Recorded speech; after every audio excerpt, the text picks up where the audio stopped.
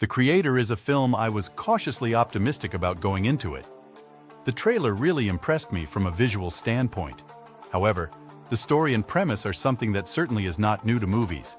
Humans versus AI Terminator, Blade Runner, iRobot, and so many other franchises have explored this concept in every vantage point. So, I wasn't sure this film could bring anything new to the table in that. Thankfully, whilst the movie doesn't really do much different with its concept, it makes up for it with a unique visual aesthetic, characters you can get behind, a good atmosphere, and a good heart to it. Gareth Edwards, I think, is a very talented director, especially in the visual department. I liked Rogue One, a Star Wars story. It's the best Star Wars movie to come out of Star Wars under Disney. He also did the 2014 Godzilla movie, which I found to be a letdown when I first watched it. The film has grown on me a bit over the years, but I stand by my opinion that it definitely could have been better. But this has become my favorite film from him. The film is well cast and acted. John David Washington is an actor I'm becoming more interested in. I've always been a fan of his father, Denzel Washington.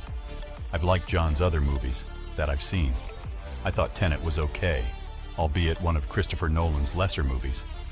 Amsterdam, I felt, was one of the more underrated films of 2022, but this is his new standout movie. The best thing about this movie is the visuals. The effects alone are worth seeing in the theater. The aesthetic of this film is like a combination of Blade Runner and Neil Blomkamp's visual style. The visuals here dwarf any blockbuster that has come out this year, some by a wide margin. Even Mission Impossible doesn't look as good as this, which is crazy considering that this film had a production budget of $80 million. I almost refused to believe that when I looked it up.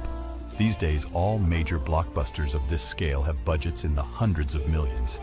Every other blockbuster this year falls into that category.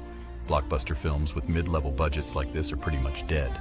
Original blockbuster movies are also a dying breed.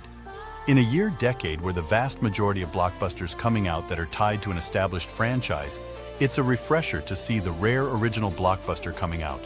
Films like these need our support the most because they are so rare, and because it seems like many big movies are getting lazier and more forgettable. So, if you're a fan of science fiction films, or just good movies, then give this one a chance. I think it's the best pure sci-fi film to come out since Blade Runner 2049. This makes me curious to see what this director will do next.